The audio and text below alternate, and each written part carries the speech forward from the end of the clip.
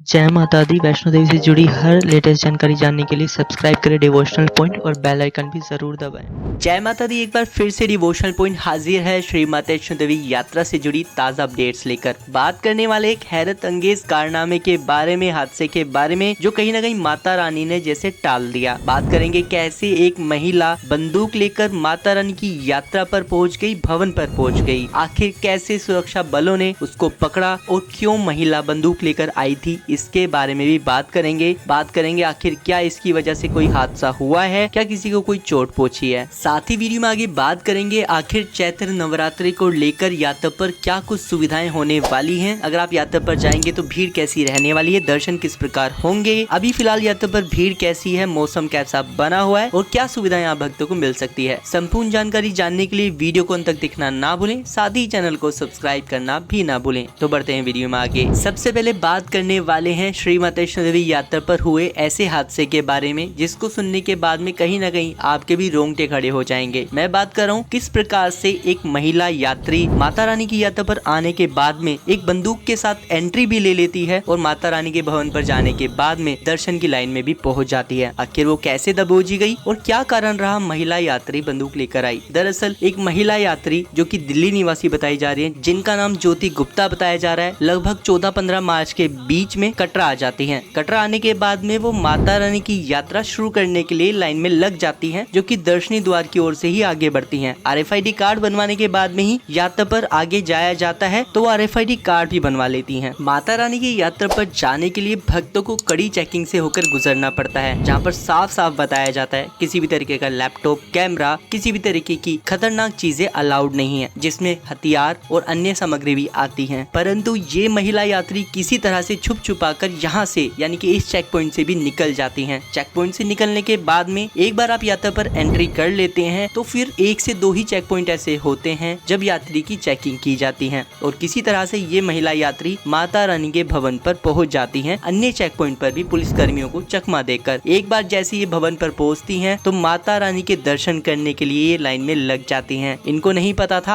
आगे इनके साथ क्या होने वाला है। दरअसल माता रानी के भवन पर जैसे भक्त दर्शन करने के लिए जाते हैं तो लगभग 4 से 5 बार भक्तों की लगातार चेकिंग होती है। इसी कड़ी सुरक्षा और निगरानी के चलते माता रानी के भवन पर जितने भी श्रद्धालु जाते हैं उन्हें कड़ी चेकिंग से होकर गुजरना पड़ता है। और यही कारण था जब ये महिला यात्री दर्शन करने जाती हैं तो अपनी बंदूक भी लेकर जाती हैं, जिसमें जिंदा कारतूस भी रहते हैं। और चेकिंग के दौरान महिला सुरक्षा कर्मी इन्हें पकड़ भी लेती है। जैसे ही महिला सुरक्षा कर्मी देखती हैं कि इनके पास बंदूक है और माता रानी के दर्शन करने के लिए जा रही हैं, तुरंत ही इन्हें गिरफ्तार कर लिया जाता है और भवन पर अफरा तफरी मच जाती है। इस हादसे के चलते तुरंत ही भवन पर हाई अलर्ट घोषित कर दिया जाता है और सभी सुरक्षा कर्मियों को डबल चौकन्ना होने के लिए कहा जाता है और हर तरह से चेकिंग को भी और ज्यादा पुख्ता कर दिया जाता है। वहीं महिला यात्री को गिरफ्तार करने के बाद में जब इंटेरोगेट किया जाता है तो बताया जा रहा है कि महिला यात्री दिल्ली पुलिस में कभी काम किया करती थी और जिस बंदूक को वो यात्रा पर लेकर आई थी उसका लाइसेंस भी पहले से ही एक्सपायर हो चुका था, जिसके बाद पुलिस ने उन्हें हिरासत में लेते हुए उनकी बंदूक को भी जब्त कर लिया है और अपनी कस्टडी में ले लिया है। ये कहीं ना कहीं बहुत ही गंभीर मामला है। सुरक्षा को लेकर और पुख्ता कदम उठाने की जरूरत है, क्योंकि यात्रियों की सुरक्षा पूरी तरीके से सुरक्षा बलों के हाथ में है। आपका इस पर क्या कहना है जरूर कमेंट कर बताइएगा। माता रानी की यात्रा पर आप जाते हैं तो यात्रा की सुरक्षा आपको किस प्रकार लगती है, अपना अनुभव हमें जरूर कमेंट में शेयर कीजिएगा। जय माता दी लिखते हुए चैनल को सब्सक्राइब भी कीजिएगा, जिससे आप यात्रा से जुड़ी ऐसी ताज़ा जानकारी रोज घर बैठे जान सकें। वहीं ये हादसा अपने आप में ही अनोखा है। हालांकि इससे मिलता जुलता एक हादसा पहले भी पेश आया, जिसमें एक यूपी के यात्री माता रानी की यात्रा करने के लिए आए थे और उनकी बैग में जिंदा कारतूस भी मिले थे,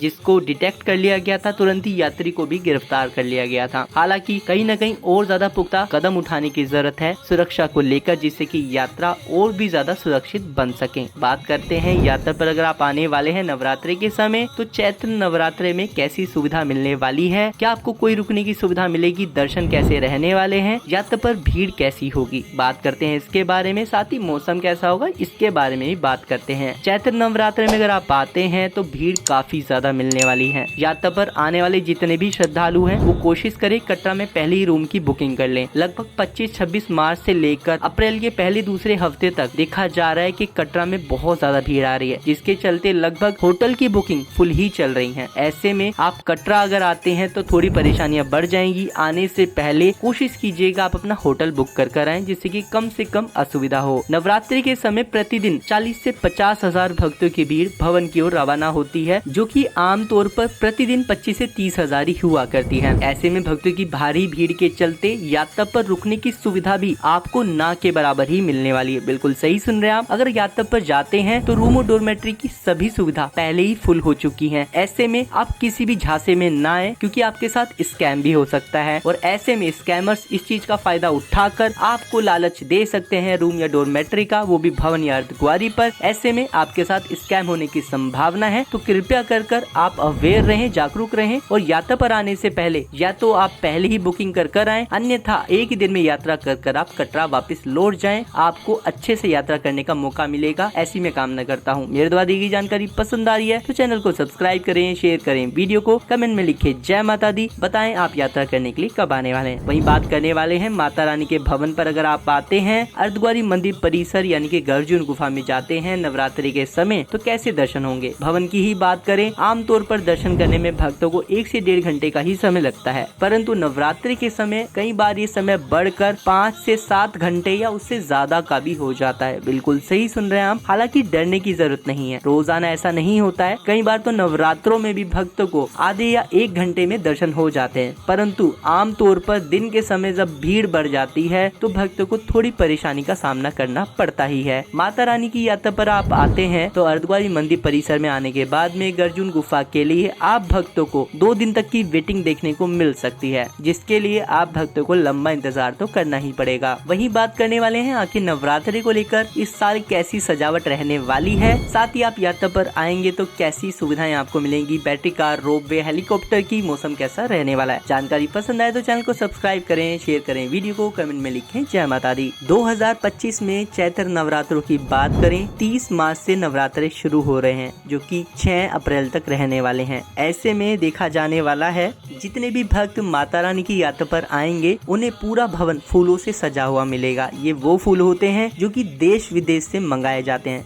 श्राइन बोर्ड इन फूलों की सजावट की पूरी देख रेख एक कंपनी के थ्रू कराता है, जिसका नाम एमिल है। एमिल कंपनी ही माता रानी के भवन को इस तरह से सजाती है जैसे मानो आप स्वर्ग में आ गए हो। तो क्यों ना हो, माता रानी का भवन स्वर्ग से कम भी नहीं है। आप जब भी माता रानी के भवन पर नवरात्रों में आते हैं तो ये स्वर्ग से भी सुंदर लगता है और ये नजारा आपको साल में सिर्फ 2 बार नवरात्रों में ही देखने को मिलता है। तो क्या आप भी कभी नवरात्रों में माता रानी का स्वर्ग जैसा भवन देखने के लिए आए हैं तो कमेंट कर जय माता दी लिखें और बताएं अपना अनुभव। क्या आपका अनुभव कैसा रहा, कैसे दर्शन हुए, कितनी भीड़ मिली और यात्रा करने में कैसा आनंद आया, जरूर कमेंट करके बताएं। चैनल को सब्सक्राइब भी करें। माना जाता है माता रानी के भवन को सजाने में करोड़ों रुपए की सजावट कराई जाती है, जो कि बहुत ही भव्य भी लगती है। माता रानी की यात्रा पर आप आते हैं तो नवरात्रों में कम से कम आप भक्तों को battery car, room, ropeway, dormitory ये सभी सेवाएं लगभग फुल मिलने वाली है। ऐसे में आपको थोड़ी ज्यादा परेशानी का सामना करना पड़ सकता है। हो सकता है आपको बैटरी कार ना मिले, हो सकता है आपको हेलीकॉप्टर ना मिले, तो कोशिश कीजिएगा आप यात्रा जल्दी से जल्दी कटरा से शुरू करें, ज्यादा से ज्यादा समय लेकर जाएं और यात्रा को मंगलमय बनाने के लिए अपने साथ सभी जरूरी सामान लेकर जाएं। और यात्रा पर आपको ठंड भी मिलने वाली है, इस चीज का विशेष ध्यान रखिएगा। मेरे द्वारा दी गई जानकारी पसंद आई तो चैनल को सब्सक्राइब करें, शेयर करें, वीडियो को कमेंट में लिखे जय माता दी, बताएं आप यात्रा करने के लिए कब आने वाले हैं। ताज़ा जानकारी जानने के लिए आप जरूर हमें इंस्टाग्राम और फेसबुक पर फॉलो कर सकते हैं, लिंक वीडियो के डिस्क्रिप्शन में और आपकी स्क्रीन पर भी है। मिलते हैं अगली वीडियो में, तब तक के लिए जय माता दी।